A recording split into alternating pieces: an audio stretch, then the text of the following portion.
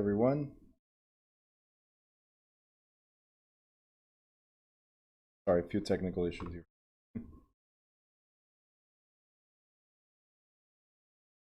All right, so what we got? Cameras on, please.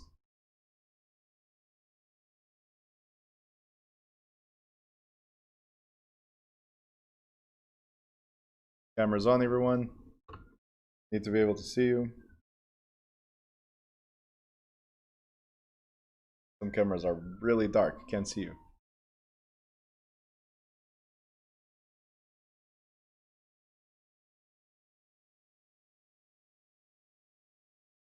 All right, so we're going to start. See, Nadia, were you able to get to it? No, all right.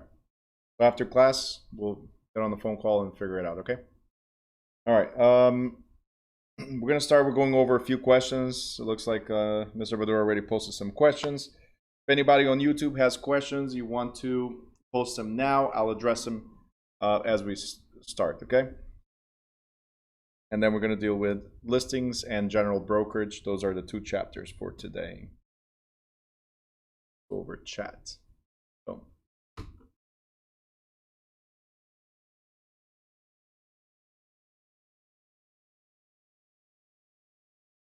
This is the way you separate questions. I just want to make sure these are all separate. I just want to make sure. Yeah. Okay. All right. Cool. You can always put on a notepad or Word, you know, spaces, copy, paste. No. What I meant is on the on the computer. All right. Let's see what we got. 17.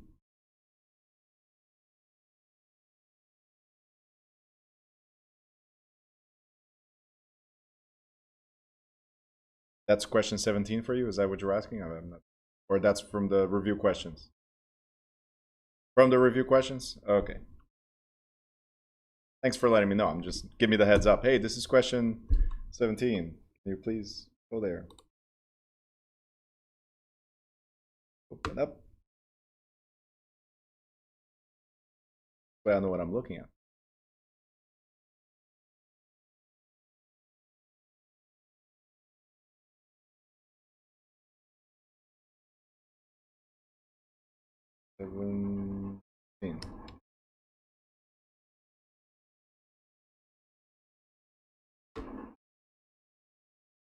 So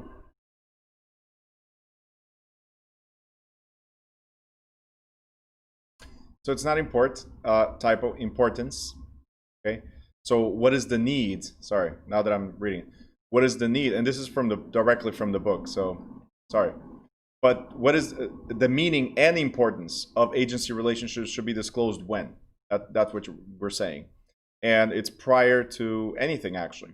Remember I said that yesterday, prior to any motivation to sell or to buy, the first thing we got to talk about is what the relationship is going to be. So I could represent you as a sales agent, right? That means you can expect this from me or that from me.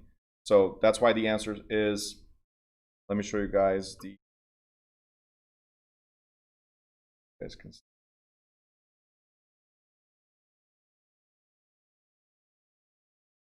But this is the question that Mr. Ritter was talking about. And it says the meaning and importance of agency relationship should be disclosed to the client when. And then there's 4 answers. Correct answer is A in this scenario. Prior to listing agreement. Never prior to an offer, because that means we already saw houses, we're already working with them, right? Never upon initial contact with the person, because if it's just initial contact, hey, I'm Bruno, hey, I'm Ahmed, we don't say anything. So as soon as we have some type of motivation, if somebody says, I want to buy or I want to sell, now there's motivation. That's when, out of these answers, that's where you would have the needs to talk about it. So if I meet you, right, we go for coffee and I meet you, do I have to talk to you about agency relationship? No. But prior to any motivation, so definitely prior to listing or prior to anything else, you want to make sure you want to make sure you disclose the agency relationship.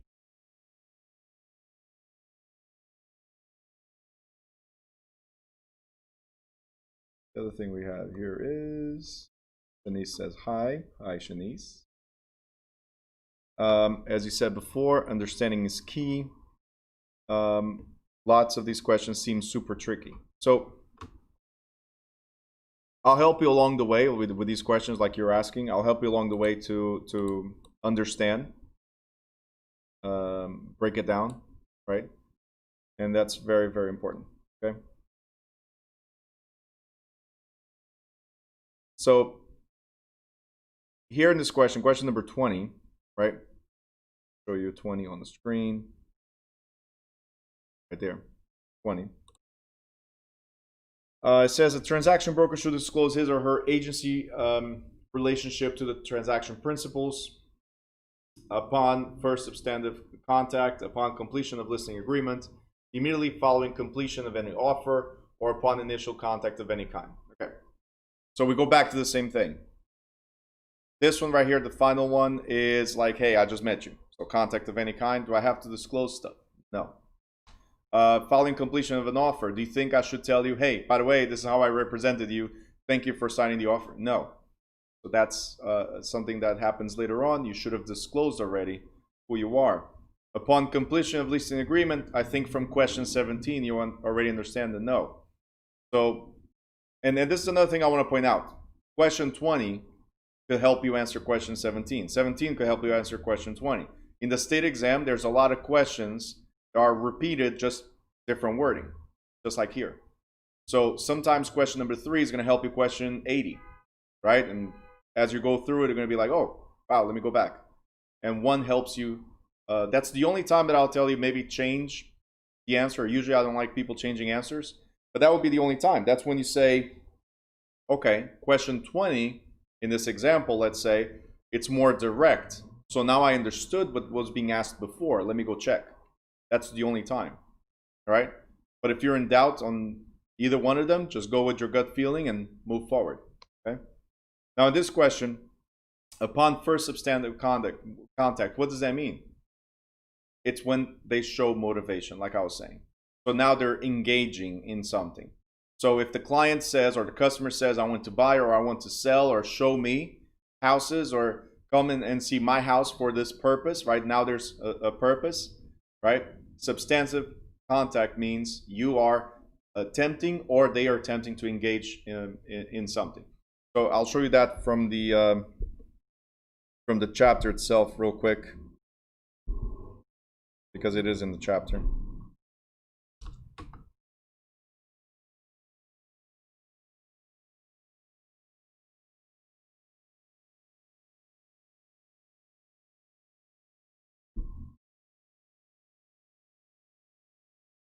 Wait, why don't you want to open?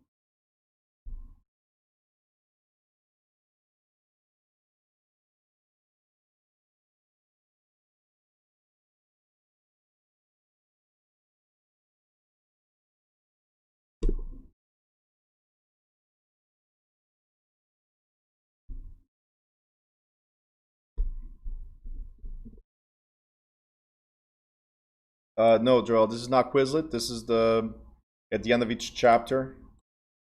Let me show you here, as I'm still loading the substantive contact. But right here, we talked about national agency in the student portal, and then right below the replay, you have chapter pages, and you have the review quizzes. So it's from his questions is from the review quizzes. Okay.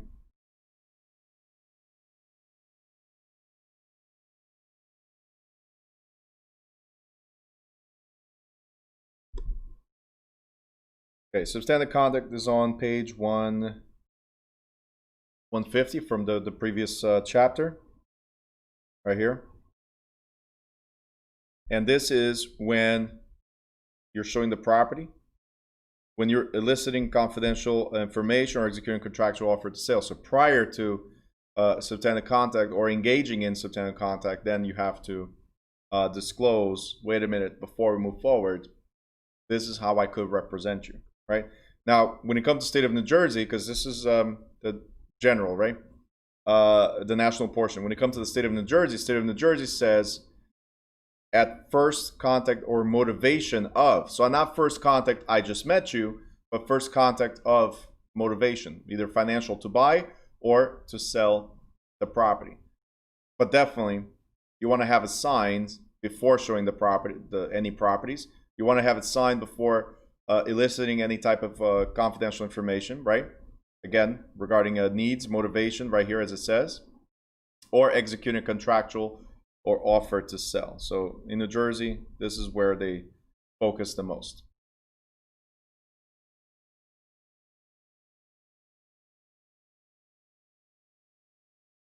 Good?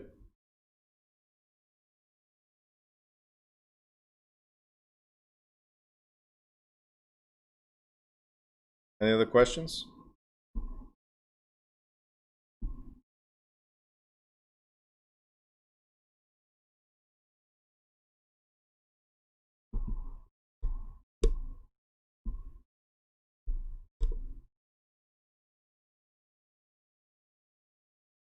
Motivation seems to be a huge factor to which answer would make sense. Does I make sense? So you didn't understand fully?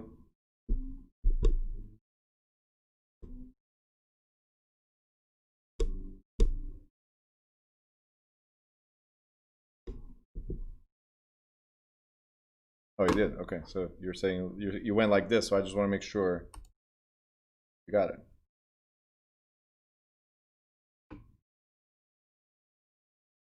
Whoever's watching on YouTube, if you have questions now. Link to chapters for tonight. Oh, you're asking for too much now. Like that. Listen, things I have to do for these students.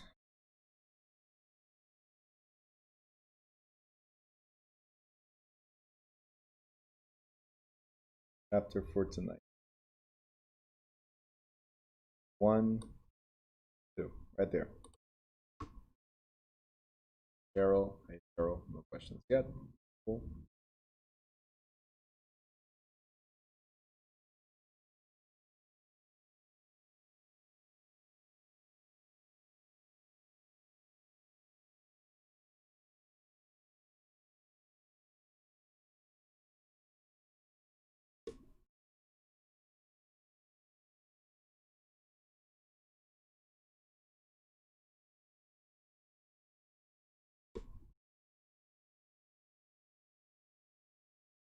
Sorry, I told you I had technical difficulties. Today I'm definitely having technical difficulties.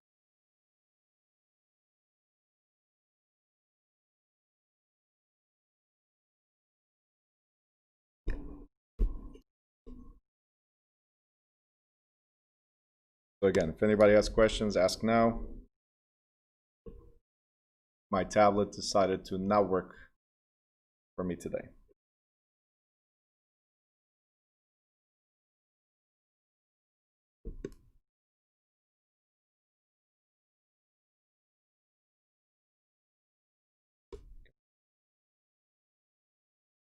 Restarting it.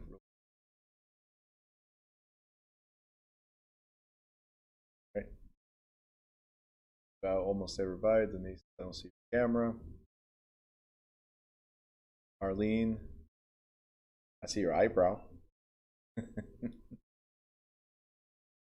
There you go. Come on, show me your beautiful face. There you go. All right, perfect. Awesome. Now I got you guys. Where were we?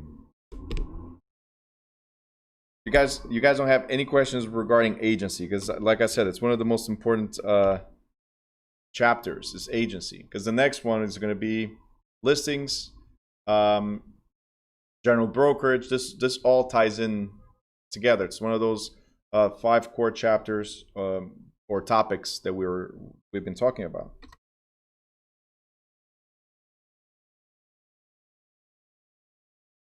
Take advantage now. I just don't want to proceed and then get stuck in it. So make sure you ask now.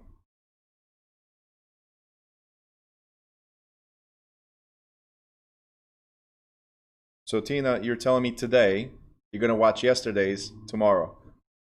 Not bad.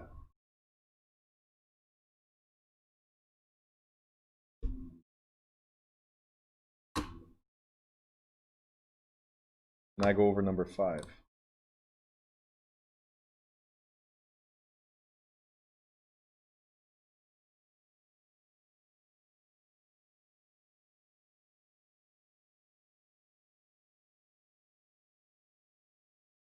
Number 5.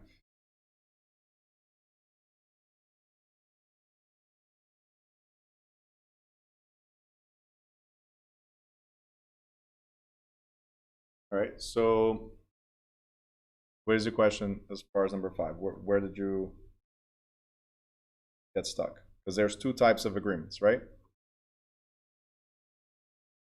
It could be written or oral, right? So there are 2 types. And then it could be expressed or implied. So what is implied? Implied is based on actions, right? Implied is based on actions. So if you accept an oral listing, is that valid? I just said written or oral is a contract. Written or oral agreement or verbal agreement is a contract and is allowed. If the principal accepts, it's fine. If the agent accepts, is fine, right? That's not implied. It's something we verbally express that we're going to do, right? Let's look at this last one. A principal agrees to all terms in the written listing agreement, whether expressed or implied. So doesn't mean we have an agency. Neither one of these are talking about the actual agency, right? And then let's look at this one. A party creates an agency relationship outside of an expressed agreement. So let's say the expressed agreement is the listing, right? Right here, listing. Let's say we expressed that I was going to help you sell your house. But I expressed there that I was going to be a transaction broker. And if you guys remember, transaction broker means that, hey, I'll help you go through the transaction, but I really don't pull more towards your side or towards the other side, right? I'm just facilitating the transaction. I'm just opening doors for people. I put some signs out there, but I'm not pulling weight towards your side more than anyone else's, okay? So that's a listing as a transaction broker. Now, if I all of a sudden start telling you verbally or based on my actions, that's the express agreement we had, but verbally or based on my actions, I'll start showing that I'm caring for you, like to the point where, hey, it's not the regular customer type of care, right? And you guys, by now, you know the difference between them, right? Then I could be creating an implied agency where I'm saying my seller, for instance. If I say my seller, right, then that's my client. If I say my client, then there's an agency. Even though the expressed agreement was, hey, I'm just facilitating the transaction as a transaction broker, right?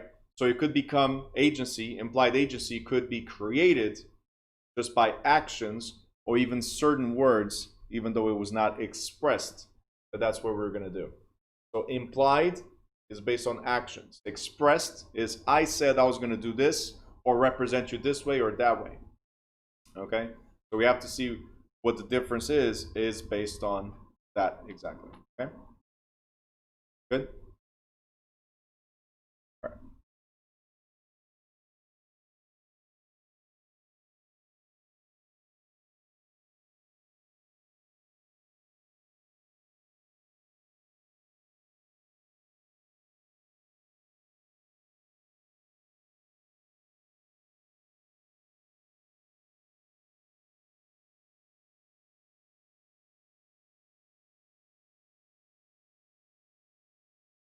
Let's see.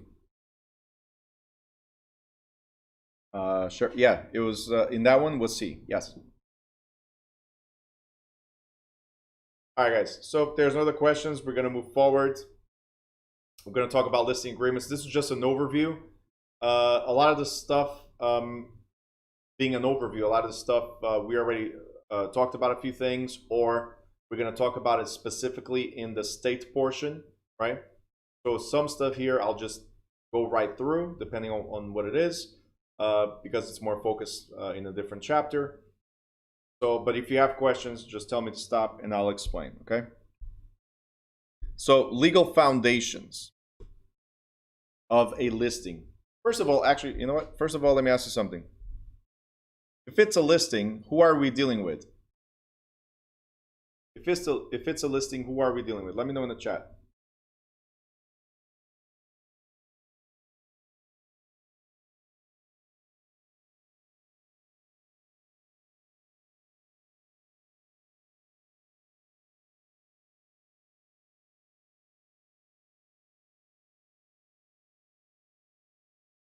Usually.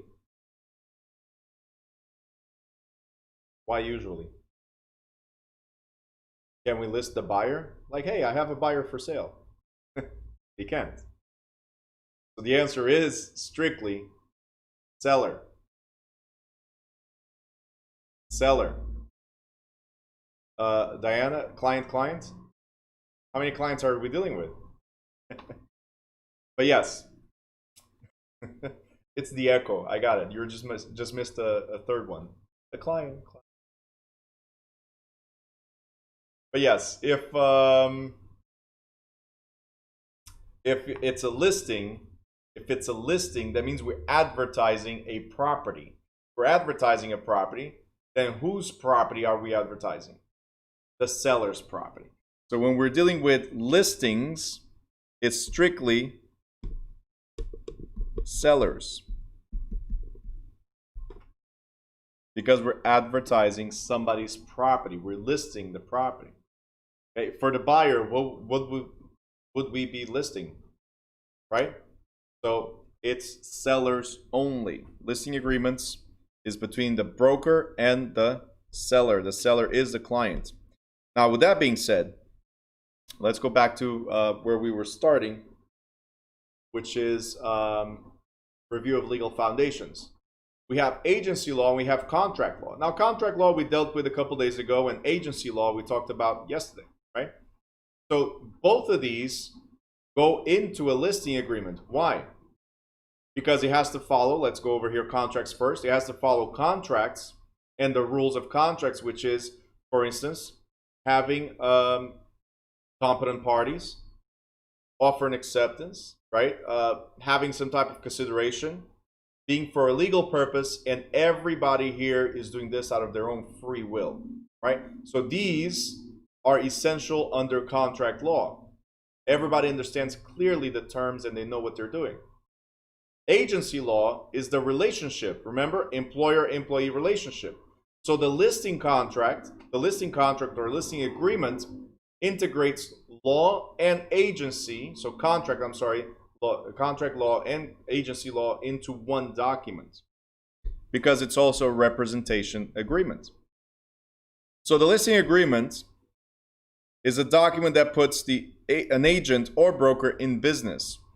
It is legally enforceable real estate agreement between the real estate broker and the client. Let me just underline here once. Broker and client. So let me ask you something. Is your broker the one that's going to prepare the contract? Is the broker the one that's going to go knock on doors? Yes, no, maybe? No, right? I see some people shaking heads like, no, of course not. The broker might have their own clients and might knock on some doors, but ultimately, we're the ones that do it. So I'm a salesperson for Brandon the broker, right? You're the first one on my screen, Brandon, so I'm going to put you as a broker for now, okay? I will demote you in about 5 seconds, but for now, you are the broker. So I'm an agent for Brandon. He is the broker. But when I go knock on doors, I say, hey, Mr. Seller, would you like to sell? As an example. And the seller says, yes, I would like to. Great. So our brokerage charges X amount of dollars, right? I'm summing it up, the whole conversation. Charges X amount of dollars to advertise a property on the MLS, advertise a property on Facebook, Instagram, whatever, do professional pictures, whatever it might be, drone tours, whatever, right? Our brokerage does this.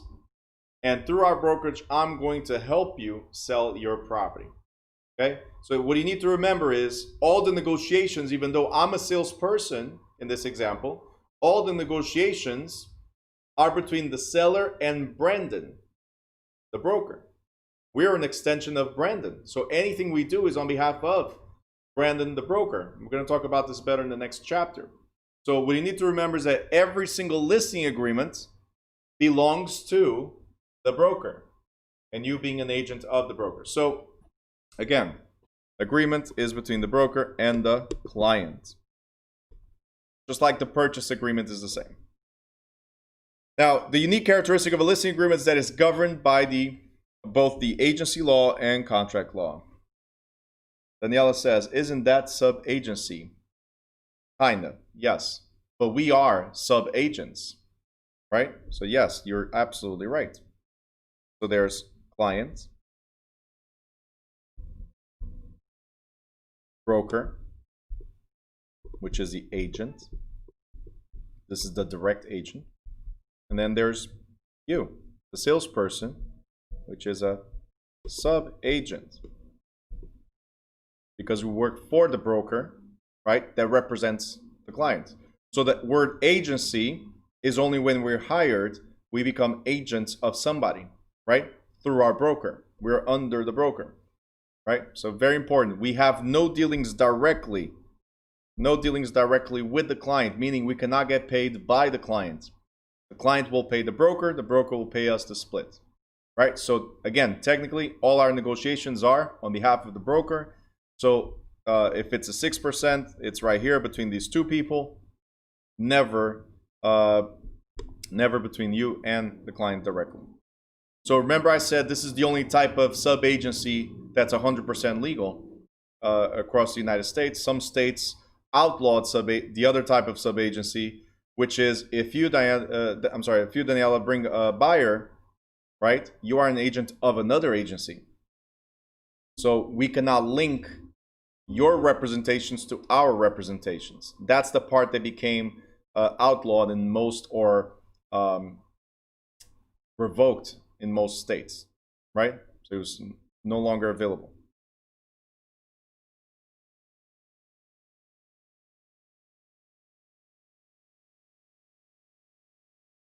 But that was a good one. All right. Agency law, you guys already know by now. We talked about it yesterday. It's pretty much understanding the definition of the roles of the parties involved. And that goes in the listing. The fiduciary duties, so what could the client expect from you by entering into a listing agreement as a sales agent or as a transaction broker, or potentially being able to represent the buyer as well. So that has to be explained to the client. And you guys know already from yesterday from agency that if the client refuses a particular type of agency, you cannot proceed. You have to either change what the client wants or walk away because you don't want that type of liability or whatever it is that they request, okay? And also the scope of authority. What are you allowed to do for them? All right? So again, the parties are the listing broker and the client. This is in yellow, so it's important. Listing broker and the client. The broker is a client's agent, so what we just went over, right? The principal party on the other side of the transaction is a customer or a potential customer, also called a prospect. The broker or salesperson who assists the listing broker is in finding a customer is an agent of the listing broker or sub-agent of the client. A broker who represents a party from the other side of the transaction and that party is an agent of that party and not an agent of the listing broker unless it's a dual agency. Fiduciary duties, you guys already know. Can you guys tell me the acronym for the fiduciary duties? At least the acronym. All right, I know Lula knows this one. Hold. Bam. There you go. Beautiful. Care, obedience, accounting, loyalty, and disclosure. We must care for our clients so much that we develop the skills to do the proper due diligence, right? So we're not negligent. We do what we're supposed to do. You guys remember these terms, right? Very good. We need to obey lawful instructions. So if they tell you, please don't accept any offers without the pre-approval, right? That's a lawful instruction. But if they tell you, hey, please don't show property to this group of people, that's unlawful. It's discrimination, okay? Accounting, if they give you money, you must hold every single cent accountable. You cannot waste the money, and you have to be able to track the money. L is for loyalty. Keep certain things confidential. If the seller tells you they're going through divorce, if the buyer says, I gotta move tomorrow because my job relocated here and I live out in a different state, right? You cannot talk about that urgency because it will create an advantage for the other party, okay? And then disclosure. You have to disclose anything, everything and anything that could affect the proposed transaction, right? So anything that affects the transaction must be disclosed. So cold, care, obedience, accounting, loyalty, and disclosure. These are your fiduciary duties to the client. To the customer, a little different. We went over this already. But to the client, these are your fiduciary duties. The scope of authority. If you guys remember, we talked about universal agency, general agency, and special or limited agency. So the scope of authority is within the listing agreement. Says what can you or can you not do for the client. Can you sign on behalf of the client? No, unless you have universal agency. Can you manage the client's assets? No, unless you have general agency. So usually a listing is a special or limited agency where all you're doing is marketing the property, finding a buyer, and hopefully they all move forward on that transaction. And that's the only thing you are authorized to do. Okay. So this is like a quick recap, as I said, from yesterday. Now, as far as contract law, you guys remember, we have bilateral or unilateral agreements, right? Contract law, we have bilateral or unilateral. And lateral means side, as you know, right? Side.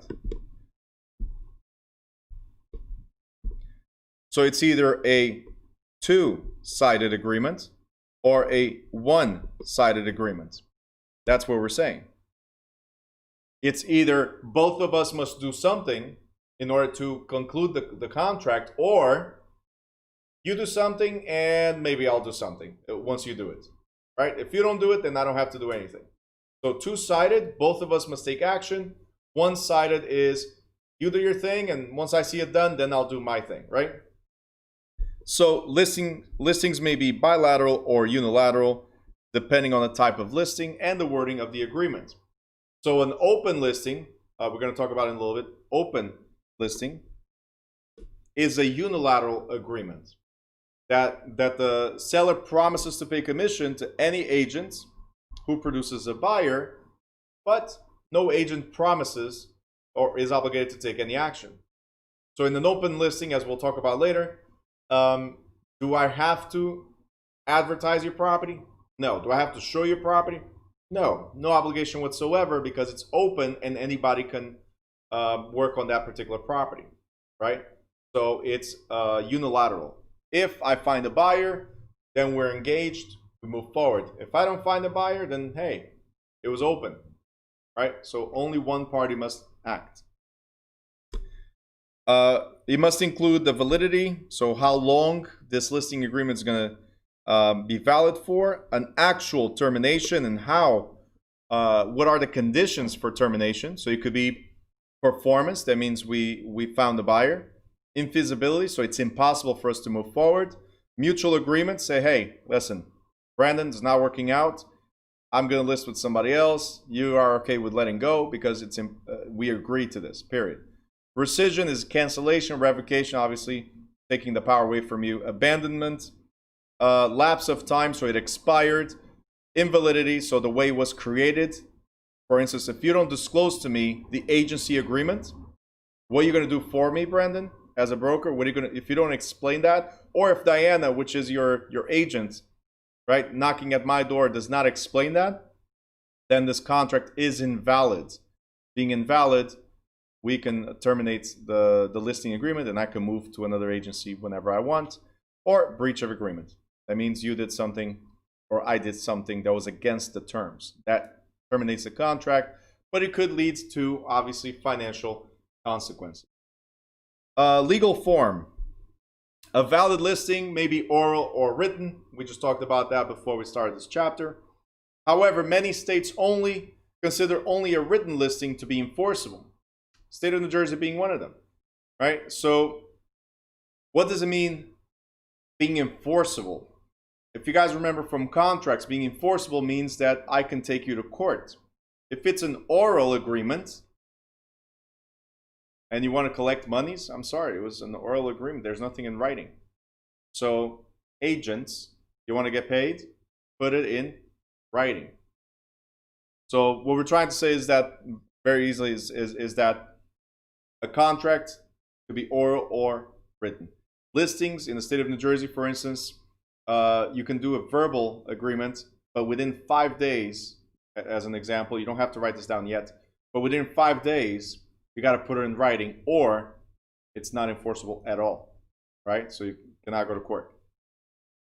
So in practice, a broker should get every listing in writing and make sure it clearly states that the broker is authorized to do, what the broker is authorized to do, and how the broker will be paid. An oral listing, even if enforceable, limits the broker's ability to remedy problems. Because if you don't have stuff in writing, how can he prove? You got to have considerable evidence to be enforced. You may not be able to sue a principal for damages if they walk away.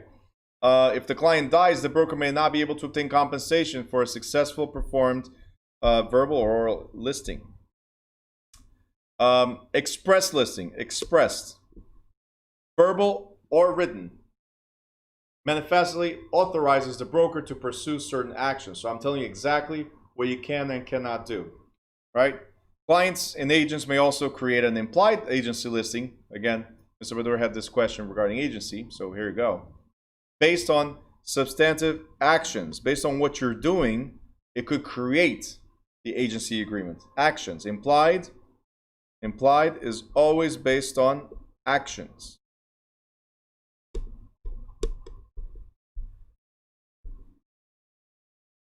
Next, we're going to talk about the different types of listing agreements.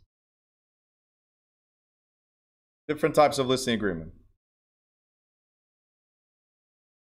And I want to show you something. There's exclusive, exclusive. We're going to go over these. But if it says exclusive, means one. If it says open, means many. Right? And this one right here in New Jersey and most states right now, it's illegal. That's all you got to remember about net listing. It's illegal. So every time you see the word exclusive means one, but there's two different types of one exclusive agency agreement. There's the exclusive right to sell, and there's the exclusive agency. Now I have a quick definition or comparison for these, and I need you to work with me on this. I need you to pay attention and hopefully understand what I use here as a comparison. So when we're talking about exclusive right to sell, I look at it as a marriage. When we're talking about exclusive agency, I look at it as being engaged. And then open listing is like an open relationship. Okay? So, zoom out real quick. Right there. So, think about it. I'm going to start with the bottom one. Open listing. I think of it as an open relationship. What does that mean? Right? Some of you are already smiling. Yeah, that's what I wish I had. Anyway, so an open relationship means you're free to go anywhere. Like you're dating, but you're really not, committed. So everybody's okay with you being around and just having fun. That's what it is, an open relationship. In terms of open listing, is the same thing. We're going to have fun. We're going to knock on several doors, and whoever wants to advertise the property, good. Whoever has a buyer, good. If not, then hey, no hard feelings. Next. right? It's exactly like this. An open listing, nobody's committed to the transaction. If they find a buyer, great. If they don't find a buyer, who cares, right? Exclusive agency, when we get to exclusive agency, it's like being engaged. Now, hey Stacy, what's up? So it's like being engaged. And why do I say being engaged? Because now I'm dedicated. Supposedly, that's what's supposed to be when you're engaged. You're dedicated to that one person, right? But you're still not married. So is it possible that before, or even at the altar, at the day of the wedding, is it possible that we back out? Is it possible that we find somebody else and just walk away? Right? It is possible. Right? And I'm not saying that in marriage is not possible, but follow this thought pattern here. Right? Engaged. In a exclusive agency, I'm committed to one agency. Let's say a Remax. Okay? So Remax, let's see here, Joel, you're Remax. Is that okay? Joel, you're Remax? Okay. So, Joel, you are the agent that's going to list my property. You are the agent that's going to list my property, right? You and you alone, nobody else. So, you're the only one that can advertise the property as being available for sale. You're the only one that can put on the MLS as being available for sale, or anywhere else you want. It's only you. But we got Nadia is from Center 21. Diana is from Wykert, and so on. So different agents, and they have buyers. So they come to Joel and say, hey, Joel, I have a buyer. Great. If these two parties, so the one with the exclusive agency, which is Joel in this case, Remax, if these two parties agree and I agree to the terms, then Joel gets paid and whoever brought the buyer gets paid as well. But remember, at the altar, I could still walk away, right? So if I'm sitting down at the kitchen table with the family, Arlene, you're my family right now, is that okay? So I hope you don't mind. But don't worry, I'll kick you out of the family in 2 seconds. But let's say we're sitting down at the kitchen table, it's Thanksgiving. And I start talking to you, I'm the seller, I start talking to you about my house that I just put for sale and how buyers don't, nobody shows up. I don't know what Joel is doing, whatever. And Arlene, my cousin right now, Arlene is my cousin. She goes, Bruno, I love your house. I always loved your house. I didn't know you had it for sale. Can I buy it? See, at this moment, is Joel involved? No. We're at the kitchen table, family or friends, and I'm doing the transaction as a seller. I'm doing the transaction myself. So Joel, Remax, is not involved. Do I have to pay Joel? No, it's like being at the altar and I'm walking away right now because I do have a buyer myself, not Joel. You guys understand? Where exclusive right to sell, or exclusive right to lease, we're married. That's it. Being married means that you want to jump the fence? Go ahead. This divorce is going to be expensive. Can you walk away? Can you go somewhere else during the marriage? It's up to you, but it's going to cost you. See, let's put this in perspective now.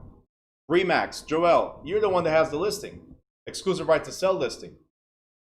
If I sit down at the kitchen table with Arlene and Arlene says, Bruno, I'd like to buy your house. Come on, we're family. Make a special deal over here, right? It's the same scenario as exclusive agency. Same exact scenario. The difference is we have an exclusive right to sell. If I sell, I'm the seller. If I sell directly to Arlene without participation of Joel in this scenario, Joel still gets paid. All right? So that's why I said it's like a marriage. That divorce is expensive. Can I jump the fence and go sell directly to somebody else? I can. Can I terminate the listing and then list with somebody else? I can. But Joel, because you had a listing in effect and it was an exclusive right to sell, you still get paid no matter what. Okay, so you have the right to get paid no matter what. You are the one. That's what it is in this transaction. You are the one. You guys understand? So open listing, Open relationship, whoever brings a buyer, listen, it could be Brandon, it could be Ahmed, it could be Tina, whoever brings a buyer is fine. We're good. But they have no obligation to show my house or to advertise my house. Okay? I'll address all those in a second. I see a bunch of them. In exclusive agency, instead of knocking on several doors on Remax, Wycard, Century 21, and so on, I'm saying, no. Remax, help me, please. Just you, help me, please. You can advertise to the other agencies, but I want you to handle everything. That's what it is. Okay? Exclusive right to sell is the same thing. So exclusive agency, exclusive right to sell is that one only. The difference between these two is that if I find a buyer without the listing agents or listing brokerage help through my own efforts, I don't have to pay the listing broker. In the exclusive right to sell, I have to pay no matter what. Okay, and that's why engaged and then marriage, the different stages of a relationship, right? Let me see these questions.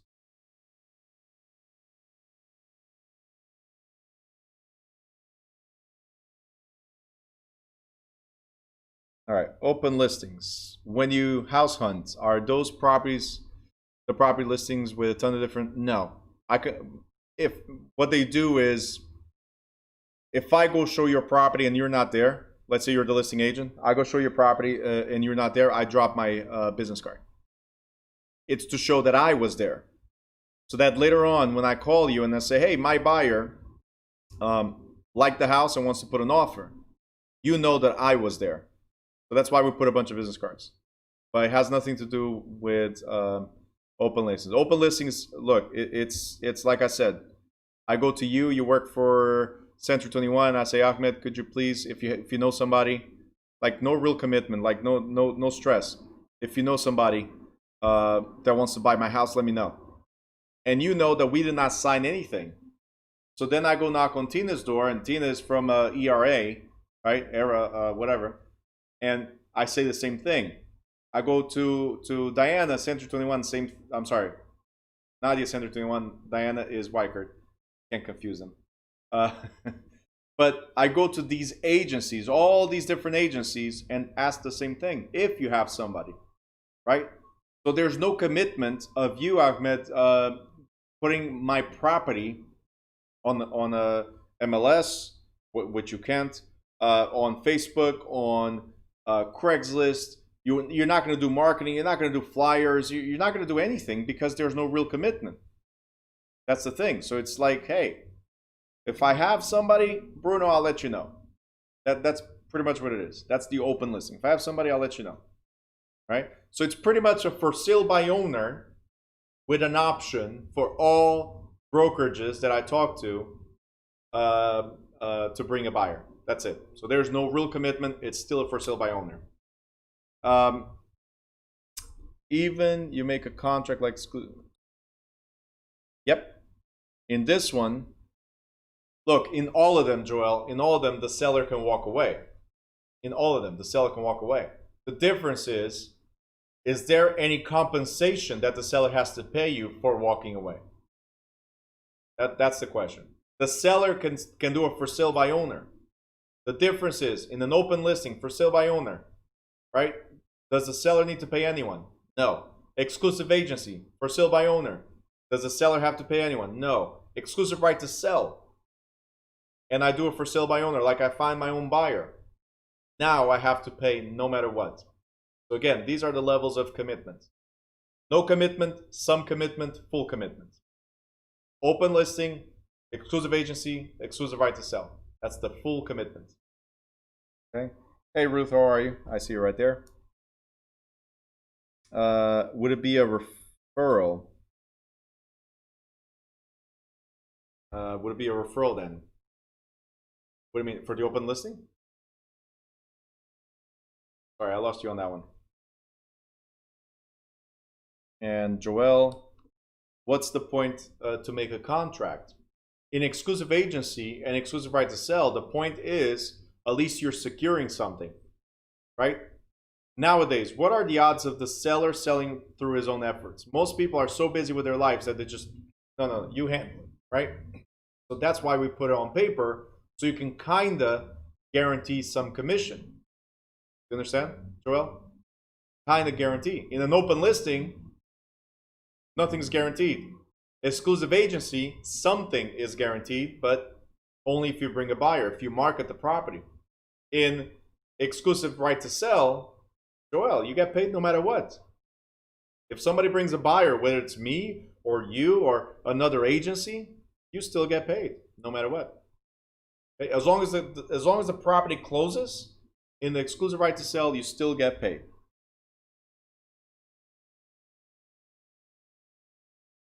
When both agents have to get paid, would it be a referral? No, so figure this out. So Joel represents me. Joel is the listing broker. Okay, so me in this case, I'm the seller. So Joel represents me. Arlene, in my example, Arlene is my cousin. Right? In my example, Arlene is my cousin. So if I sell to Arlene in an exclusive oh, I'm not showing you anything. Sorry. Just noticed. If I sell to Arlene, my cousin, in this example, if I sell, Joel gets nothing. If it's an exclusive agency. If we have exclusive right to sell, then even if I sell to Arlene, he still gets that commission that we agreed to. You got it? Okay. So if it's not an exclusive right to sell, if it's just an exclusive agency,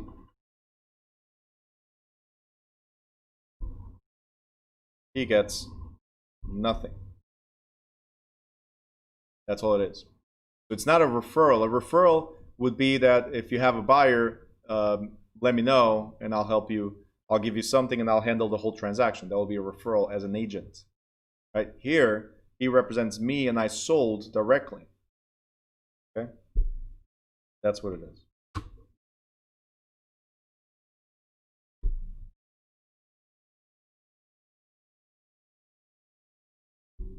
Good? You guys okay? Give me a thumbs up, everybody, if you're okay. You got it? Perfect. All right. Now, broker may represent any principal party to a transaction, the seller, the landlord, the buyer, the tenant. An owner listing authorizes the broker to represent an owner or landlord. There are three main types of owner listing agreements. You have the exclusive right to sell, exclusive agency, open listing. We just talked about it. And then there's another type, which is rarely used today and is illegal in many states, which is the net listing. We're going to go over that in a second. The first three forms, they differ in their statement of conditions under which the broker will be paid. So that's what we're just going over. How do you get paid, if at all? Guys, make sure cameras are on you. If I don't see your face, it does not count towards your hours. Need to see your face and that you're paying attention. Thank you. All right.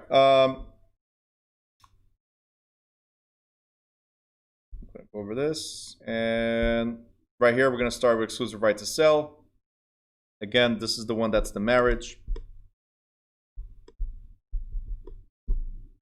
Okay. This is like, since it's the marriage, we're fully committed.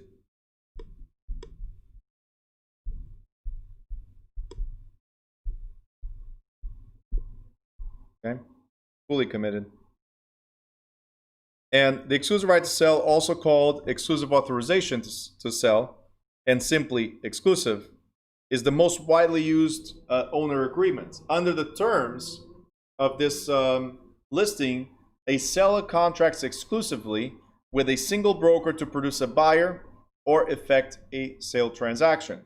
If a buyer is procured during the listing period, the broker is entitled to commission regardless of who is the procuring cause. Procuring cause means you found the potential buyer and they entered into a contract. Again, in exclusive right to sell or authorization to sell, If a buyer is found during the listing period, the agent or the brokerage gets paid no matter what. Okay? In exclusive agency, it's the one that I was telling you that we are engaged. So there's some commitment.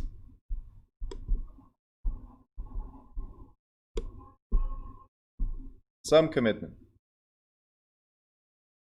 So, an exclusive agency listing authorizes a single broker to sell the property and earn commission, but leaves the owner the right to sell the property without the broker's assistance, in which case no commission is owed.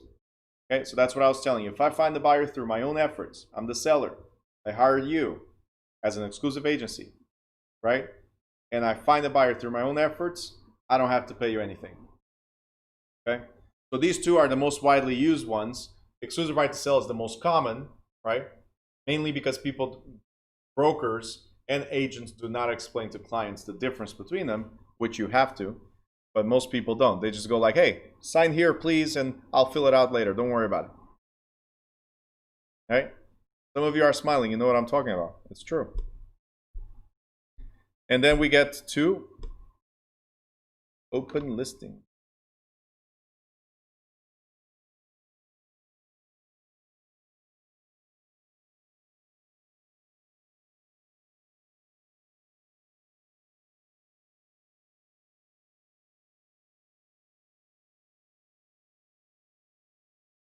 Sorry, just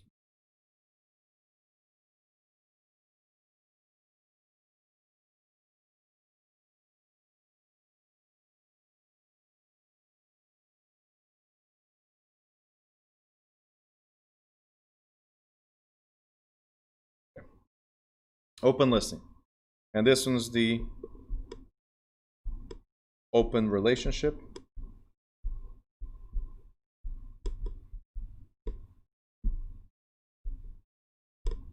No commitment.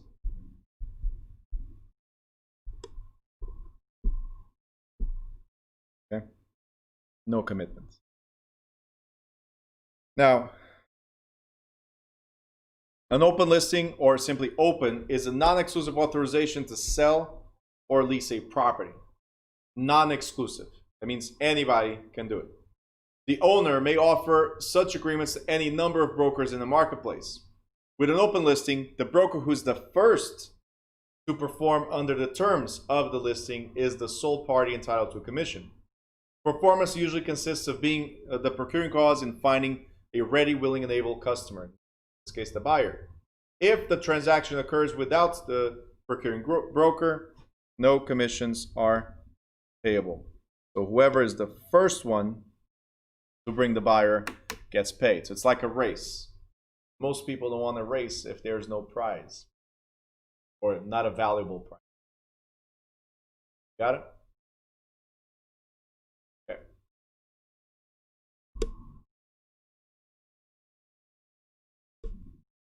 And then there's net listing. We just went over all this stuff. Illegal. That's what you need to remember. Net listing. Net listing is where the seller says, because we always got to ask this question, Mr. or Mrs. Seller, how much are you looking to net? Meaning, after paying everything, how much are you looking to get? After paying commission and closing costs, how much do you want to take home? Seller says, $200,000 is what I want. Okay, cool, no problem. Now, I already know how much the property is worth. So I'm going to tell the seller, hey, Mr. or Mrs. Seller, I think I can get you the $200,000. Is it okay if anything above that is my commission? It's going to be tough, but is it okay if I get anything above that to be my commission? And the seller says okay. If the seller says okay, and let's say the property sells for, and this is ridiculous, by the way, this big difference, but it's just to prove the point. Let's say the property sells at $400,000. then how much is your commission? Let's forget closing costs. Let's say it's straight commission, the difference. How much is your commission? In this scenario, your commission would be $200,000.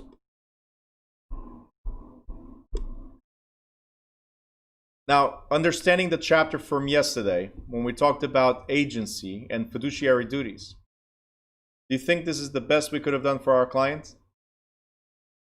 No. So that's why most states, they work based on performance. What does that mean? If the property sold for 400, then we're gonna be paid a percentage. If it sells for 200, we get paid a percentage. If it sells for 300, percentage, and whatever, right? But we're telling up front to the seller, Mr. or Mrs. Seller, I'm charging 6%. I'm charging 5%, or even a flat fee. I'm charging you $18,000, right? But we have to say it up front so we avoid these scenarios, because these are not in the client's best interest. All right?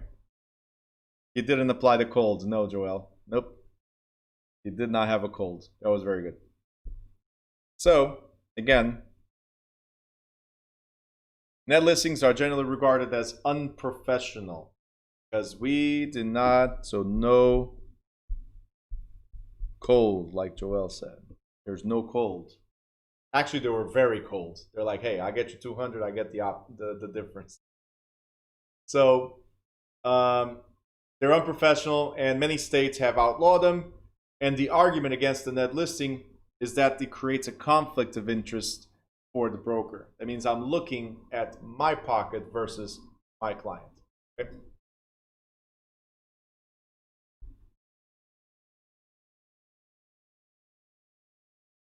So again, summarizing this part, if it's exclusive right, get paid if the customer is procured.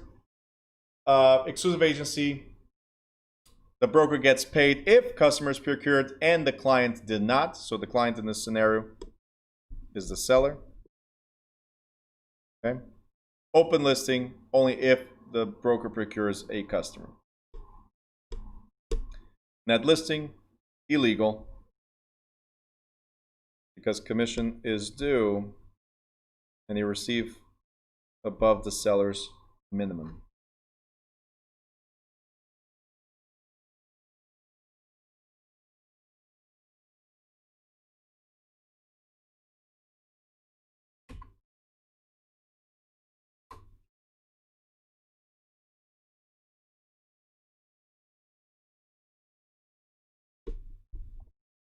All right, we're going to talk about MLS in a second, so I'm going to skip for now. Sorry. Buyer and tenant agency agreements, going to skip as well. Let's go to transaction broker agreements. Anybody explain to me what transaction broker is? Let me know in the chat. Transaction broker.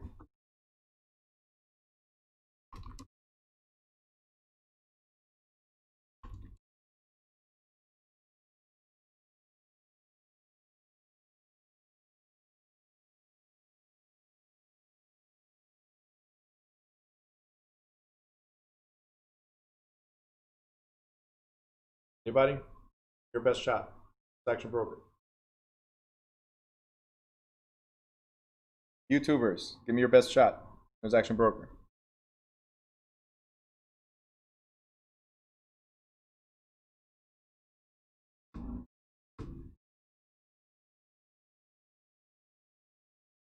Chat. Middleman or woman. Facilitates documents, preparing documents. Okay, very good.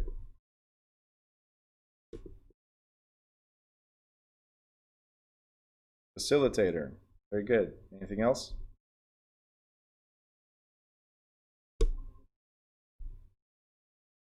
Ruth says she didn't hear the question. I was asking, sorry, let me show you here.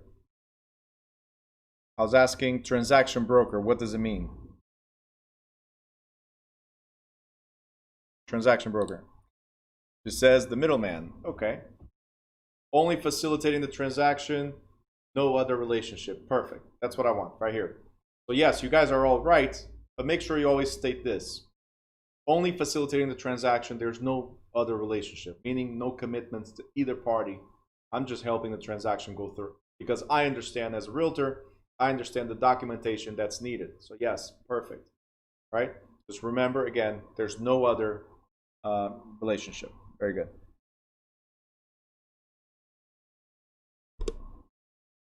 All right, so you guys good with this? Moving forward. Simple.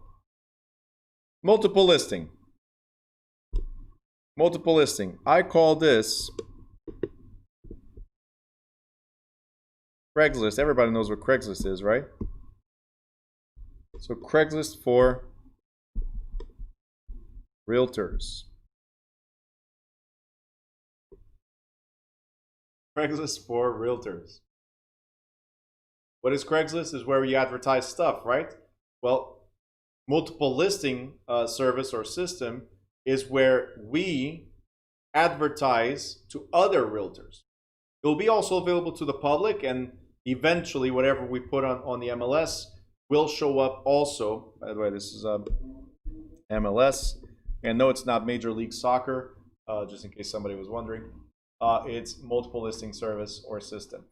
So we put on the MLS for other realtors or the brokers or the salespeople, and all the information we put on the MLS will be broadcast to Zillow, Trulia, Realtor.com, to all the sites out there, right?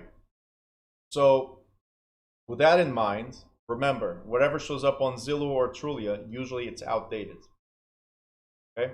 So sometimes we already closed and it's still showing available. Sometimes it's under contract and it's still showing available. So Zillow and Trulia are slowly upgrading that and becoming faster at pulling info. But as of right now, it's still not a reliable source. Okay? So MLS is where we advertise to other professionals. Now, do we have one single MLS? The answer is no. I think the idea behind Zillow or Trulia was to be the one single MLS, meaning being able to drag all the information from all the MLSs into one place. That's the idea behind it. But unfortunately, again, because of these lags, status and updates and all that stuff, it's not the most reliable source. And why is that? Because even within a state, even within one state, there's multiple MLSs. Like I'm part of the GSMLS. We have people here that are part of NJMLS, CJMLS, MOMLS, and what I'm trying to say here is that they're regional MLSs. So there's a Hudson County MLS, there's a Central Jersey MLS, there's a Monmouth Ocean County MLS, there's Bright MLS, which is close to PA, right? There's NJMLS, which is New Jersey MLS, supposedly would cover all New Jersey, but no, it's more towards North Jersey. There's a GSMLS, which is Garden State MLS. And again, Garden State, you assume it covers everything, but no. It's available to cover everything, but because of all these other local MLSs, the local agents prefer to advertise locally, right? Because everybody understands that's where the market is, and let's keep it tight, right? So they create their own and agree to share listings, because that's what an MLS is. We agree to share listings within the people that work with the people that work within this region. There's different MLSs, and you should participate. Well, you have to participate in one. You don't have to participate in all. So you should not add yourself to all of them unless you do business there. What I recommend, like I have people in my organization, New Direction Realty, for instance, that that have different MLSs that I don't. So if I need some information from that MLS, I don't mind referring, or I don't mind just asking, and they don't mind sharing the information. They cannot share the ID and password, but they can pull information for us, and that's the way we work. If I don't have much business there, why would I pay the membership fees? Okay, I'm saying there's multiple platforms, yes, and no, Ruth, is not by county. It's not by county. Is within the geographic area, like Central Jersey MLS involves different counties, not just Middlesex. Monmouth Ocean County MLS is 2 counties got together to advertise, right? So it's not by MLS. It's just whatever we agree. We can create our own MLS if we want. We want to create the New Jersey, full New Jersey, all-state MLS. We can do that, but we decide what we want to cover. Joel's asking, what is the best for New Jersey? There is none. There's no best. What's best is for you, Joel. Right? Not for New Jersey, because if you're trying to handle the whole New Jersey, that's your first mistake right there. Got it? I only have a GSMLS because my main market is Newark. So that's one of the best for the Newark area. Simple. Now, the good thing is that my broker has access to the majority of the MLSs that we cover here at the office. So through our website, we can search all the MLSs. That's it. So I think I just answered Ahmed's question. So yes, it has to be through the broker. Yep. That's what you were trying to say? What's the best for you? That was it?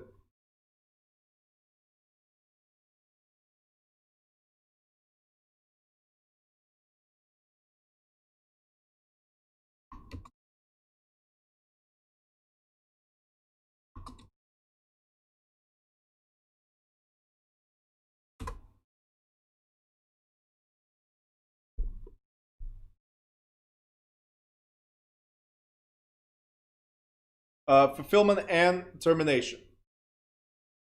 We've covered this several times.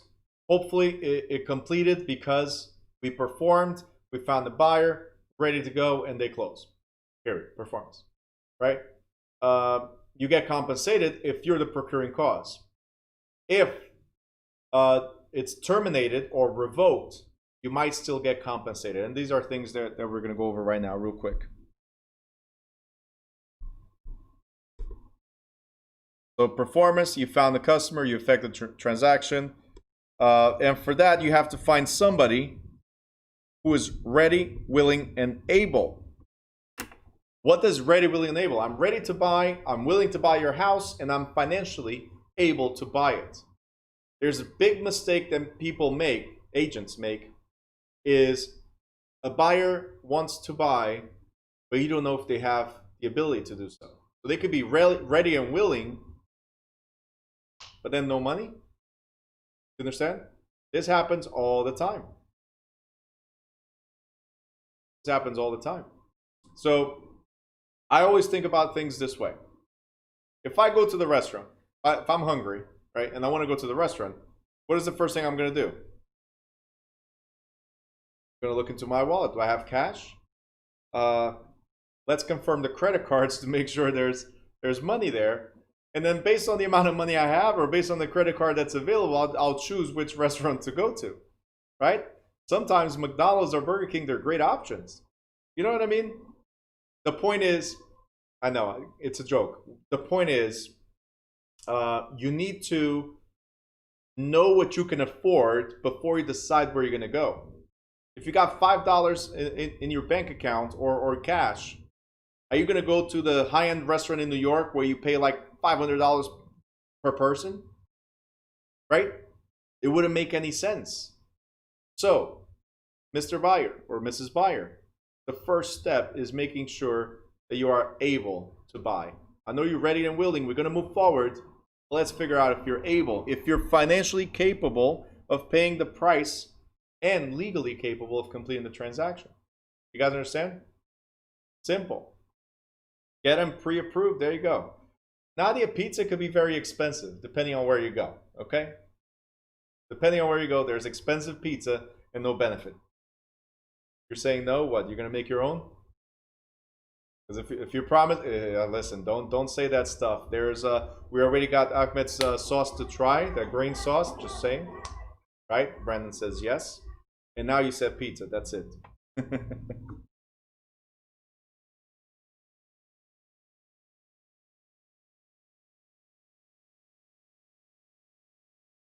I make pizza too. I guess battle of the pizzas. That's what we're having. That's it. The challenger, Ahmed. Nadia says, I'll do it. And the challenger, Ahmed. And by the way, I was going to say I'll make it too, but I'm out of this one. I'll enjoy it. That's it. Raise your hand if you're up for that, for the battle of the pizzas. All right, we got a few. The rest of you, okay, fine. You're not involved. I will not invite you. All right, next.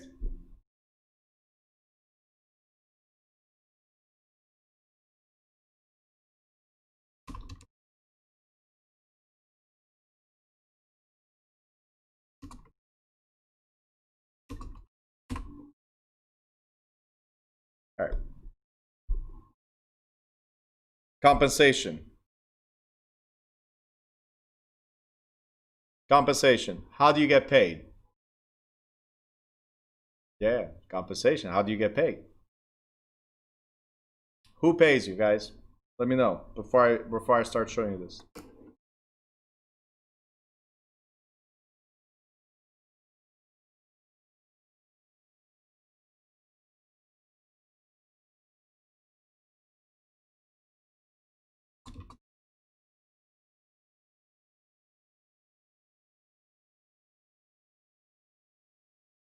Ooh, Joel. Wah, wah. Let's look at these other answers. Broker. Client. Nope. Client never pays you. You cannot get paid. You cannot get paid by the client. The client pays the broker.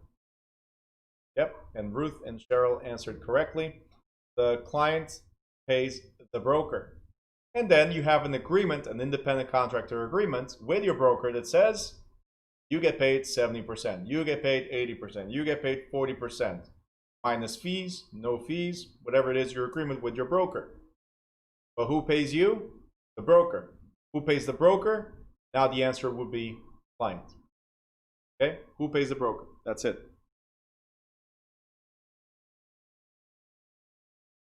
So, compensation.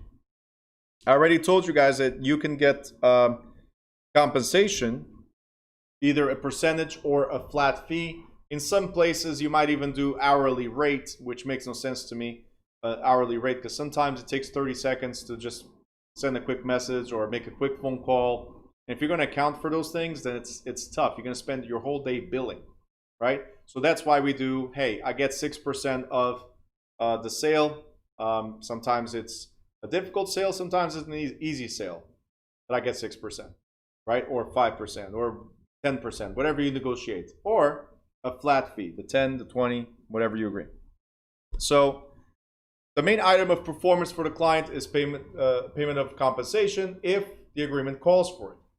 A broker's compensation, doesn't say agent, says broker's compensation, is earned and payable when the broker has performed according to the agreement.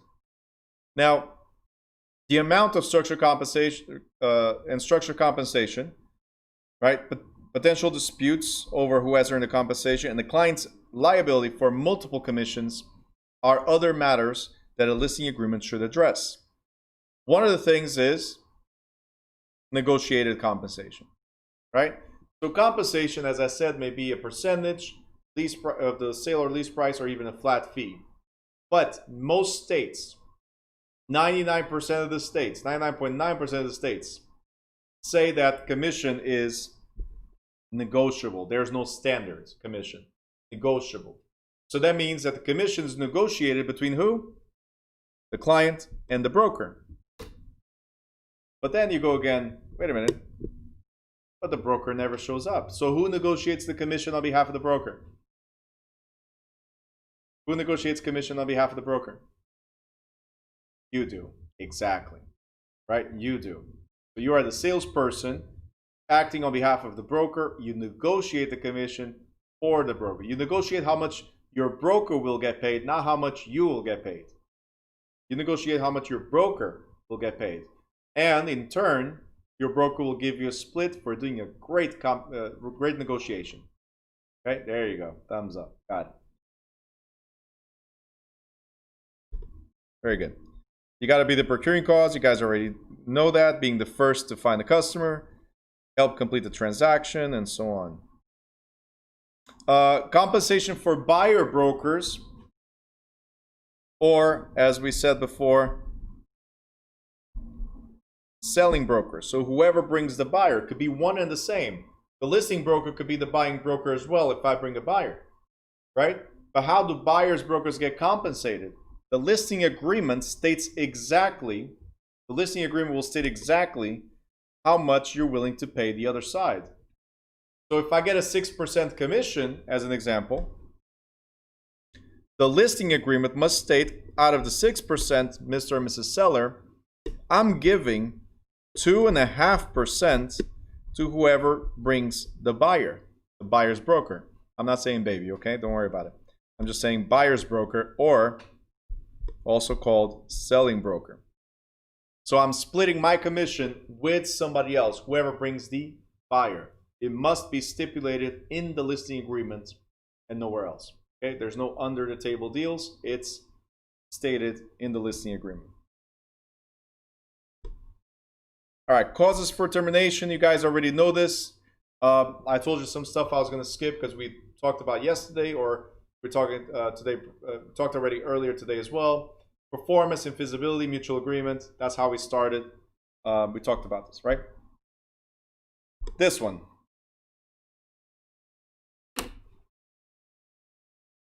Let's talk about listing expiration real quick. And I'm going to talk to you guys not as an instructor right now, because it's not for a state exam, but as a friend, right? As a colleague in the business. If a listing expires, it's pretty much because you did not care enough. You guys understand what I just said? For a listing to expire, you did not care enough. And guess what happens when the listing expires? Most brand new agents are trained to go grab that client as it falls. So client, oh, it didn't work out with your previous agent. Let me help you. I'm new in the business. I got a great team behind me, right? And because I'm new in the business, I want to prove myself. I'll do everything it takes to make this happen. See what I'm saying? So new agents will steal your listing because you didn't care. So make sure you guys renew. This was just a quick point that I wanted to give you. And you're probably thinking, why would it expire? Why would it take that long? Right? We can have a 6-month listing. We can have a 3-month listing. We can have a 2-week listing. We can have a 2-day listing.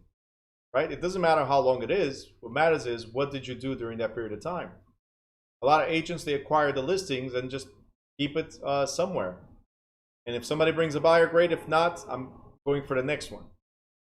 You understand? So it's very, very important. If you are serious about being a listing agent, then make sure you take care of your clients, right? And that involves other things, which I'll talk about in a different chapter. It involves other things that are very, very important to make sure that the property gets sold. Very easy to do. One of them being the right price. Okay, one of them is being the right price.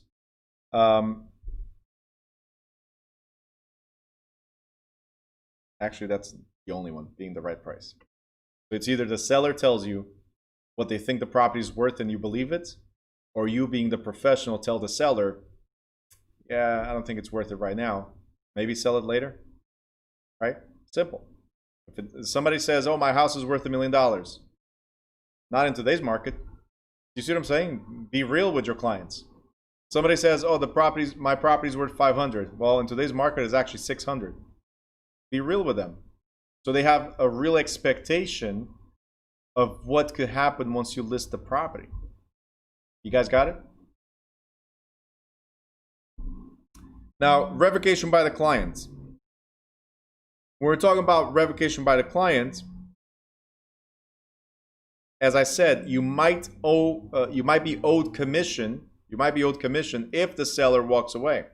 Okay, so the client might have to pay commission if they revoke the listing after you already started, like an exclusive right to sell, as an example. You're going to start marketing the property. You're going to pay for Facebook ads, you're going to do pictures, you're going to do open houses, you're going to spend money. Technically, if you took action and the seller is the one that backs out, you might still be entitled to commission.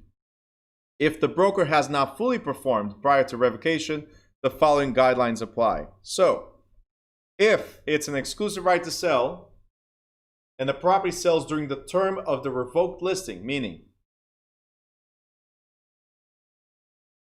we had a, let's say 12 months, 12-month listing. And by the 6th month, they revoked. Okay, so they revoked.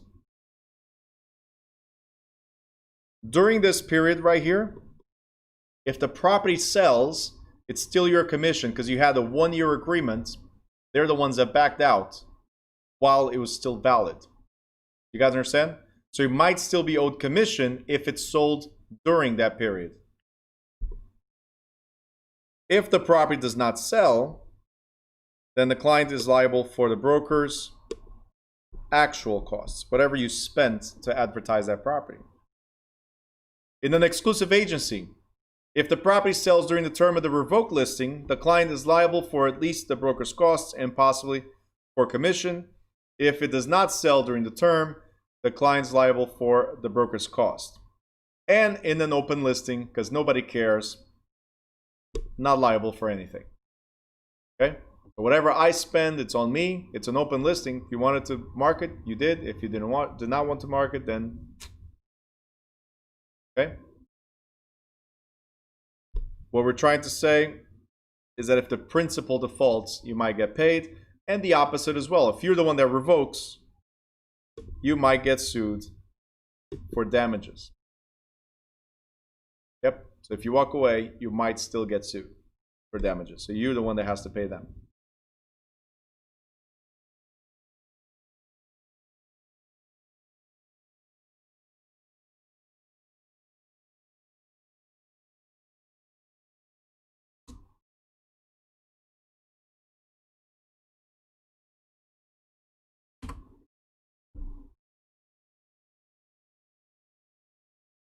Regarding listing, a correct price. Can't give the seller. Huh? Well, like I said, we'll talk about that later. About giving the seller the price. We'll talk about that later.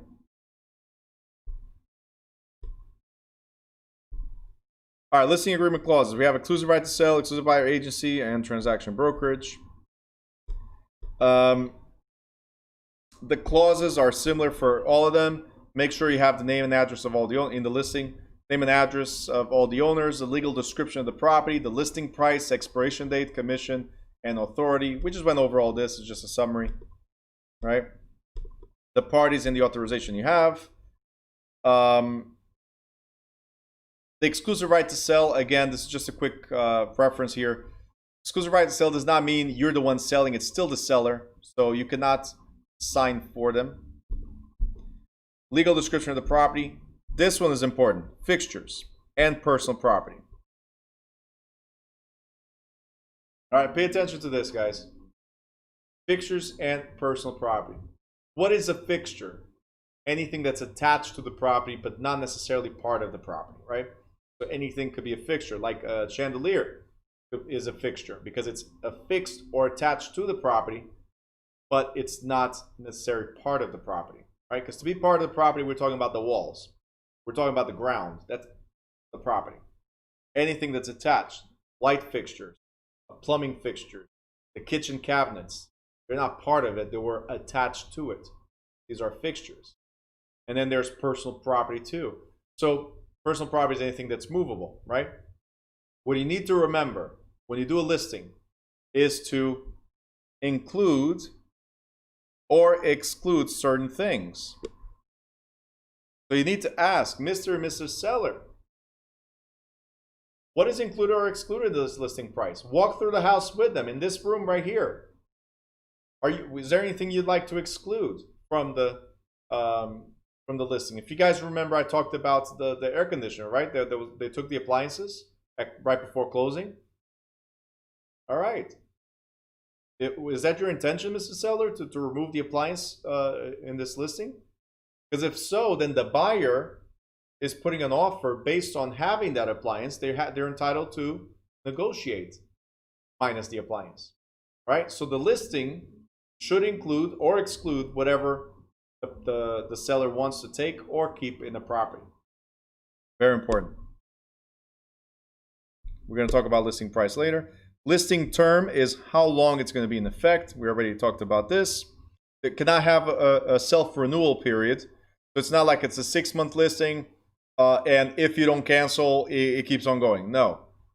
As an agent, we're the ones that need to step up and say, hey, Mr. Seller or Mrs. Seller, I'm sorry, the market shifted a little bit and it took a little bit longer to sell, right? I mean, if you have the right price, then it's the only reason. It shifted a little bit, and therefore we need to renew if that's okay. And here comes a new listing agreement. Okay. It also talks about the agent's duties, if you're going to put on the MLS or not, what you're going to advertise as or not. Agent compensation, we already talked about that. Here's another one. By the way, we're on page 163. Right in the middle, it says, cooperation with other agents. Cooperation with other agents.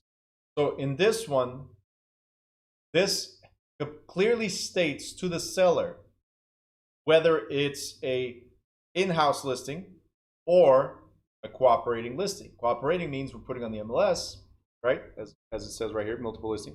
We put it on MLS, and therefore, if I choose MLS, I, the seller, right? Because you have to explain to me these things, even though nobody does.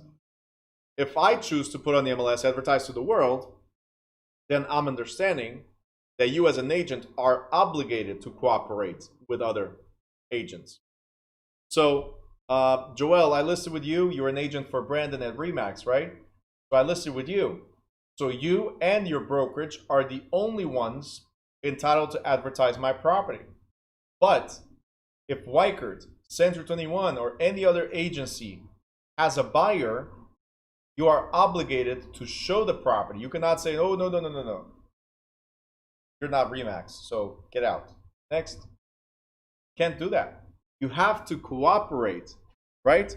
If the seller wants to keep it in-house, then you have to fill out another form that says, hey, I understand, right? It's called a seller's refusing cooperation or waiver of cooperation that says, I understand that my house will not sell for as much, probably because it's going to take too long on the market. There's no exposure.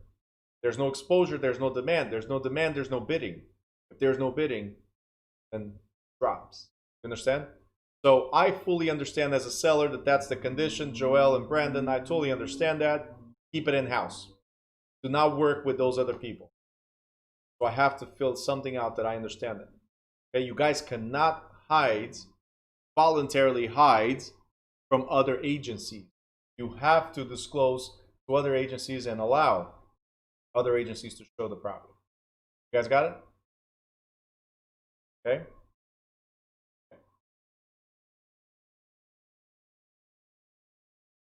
Non-discrimination. So the listing has to include something that talks about, hey, Mr. Seller, you cannot discriminate. I cannot discriminate. So we don't discriminate. Agreed?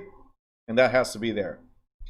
Dual agency. So if there's the opportunity of me finding the buyer later on, are you okay, Mr. Seller, that I might represent them? So the agency relationship is going to be disclosed also in the listing agreement.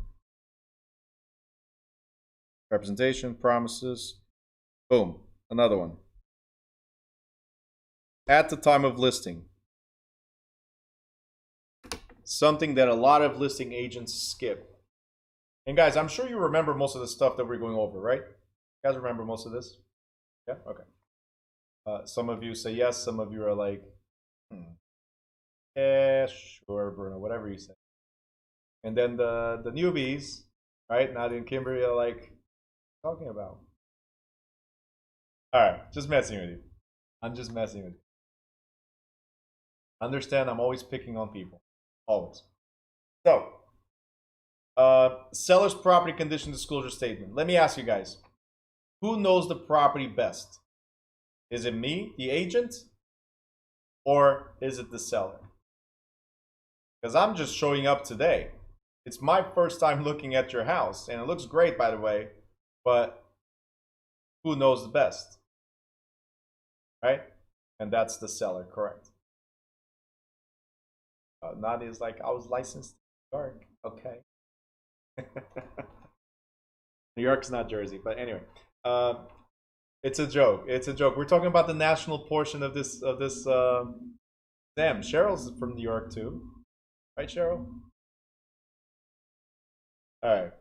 You guys will understand that there's most of the stuff, this is the national portion, right? But most of the stuff is very similar. And then there's state-specific things that will make you wonder how it can be so different from neighboring states to neighboring states. So different. Okay? But anyway, who knows best? The seller. So the seller should fill out something that talks about the condition of the property. It's called the seller's property condition disclosure statement.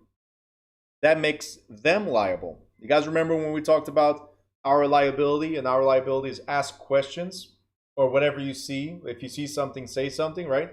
But there's stuff you don't see. So who knows? Seller. They need to fill this out and give the copy of that notice to a potential buyer. Copy of the notice to a potential buyer. Okay? So on and so on. We covered all this. Moving forward. If you have, we are on page, on page 165 right now. Real quick, if you have exclusive buyer agency clause, that means you exclusively represent the buyer. That's all you need to remember. The only thing that changes, because like I said, if you represent the buyer, most of the times the buyer, there's no written agreement. It's an oral agreement that I'm going to help you. I'm going to show you houses, period. But if you want to put it in writing, then you have to understand that now the principal is the buyer instead of the seller. That's the only difference. Your commitment is to the buyer instead of the seller. Okay?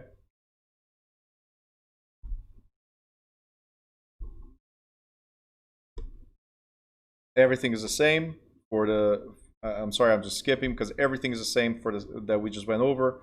Compensation, representation, all that stuff. And then we're going to go to this one. Lula's asking, why would you show a house without a contract?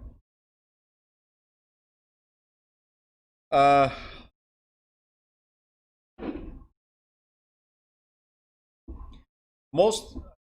put it this way.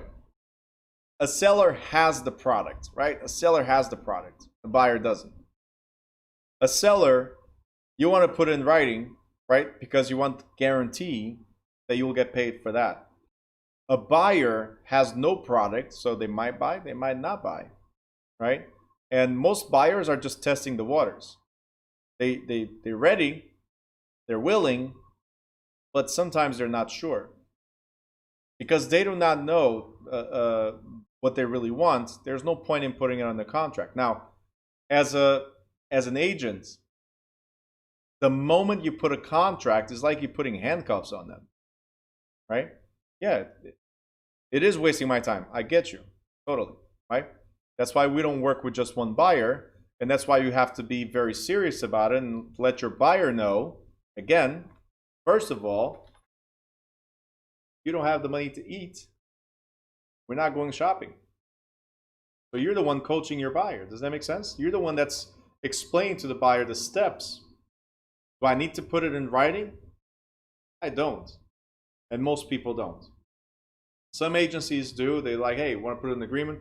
Most buyers back out right away as soon as they see agreement. No. I'll see houses with you, but no. I don't want to be tied to anything.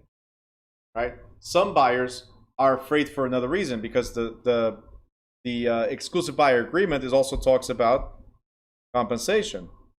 Compensation is if the seller doesn't pay, you're responsible for paying.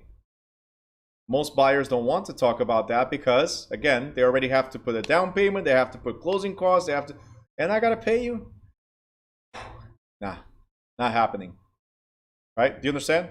So you already lost a buyer just because you're trying to put him under contract. Right? But then again, it's your practice. It's fully up to you. And if you're good at it, if you know how to talk to the buyers and they accept, sure, do it. Okay? And Ahmed says, coaching the buyer. It is. You have to. You have to coach a buyer and coach a seller regardless. Right? Regardless. But again, seller is the product. There's a little bit more guarantee right there because it's there. It's the product. It's the house. While a buyer is a variable. It's a big variable. People are the biggest variable in a transaction. In anything. All right, transaction brokerage. You guys already know transaction brokerage. We are facilitators.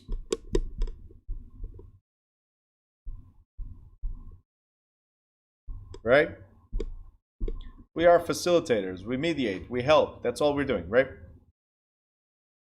So we have to disclose, if we're operating as transaction brokers, we have to disclose, again, identify the parties, the authority, right?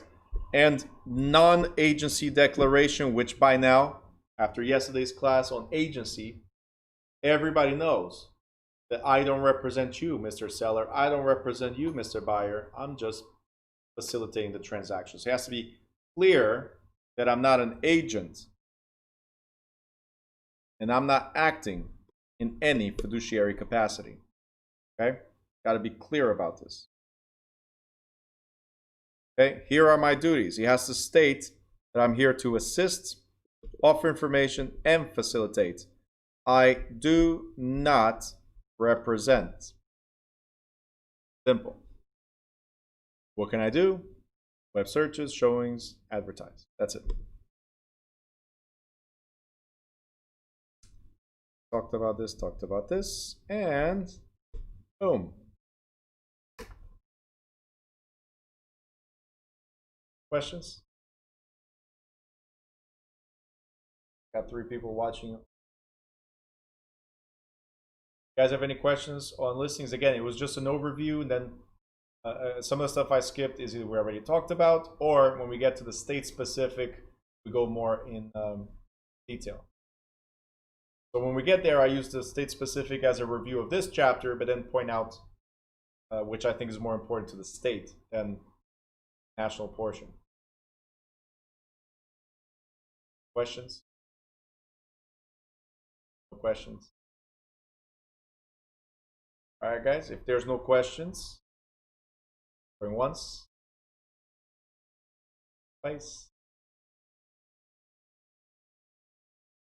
All right. So if there's no question, guys, we're going to go on a, hold on. Ruth, silly question. There's no silly questions. Okay, so that is a silly question. No, just kidding. Let me clear something up. I like your question, Ruth. That's perfect. Like your question. And Ruth is asking about, back here. Let's clear this for a second.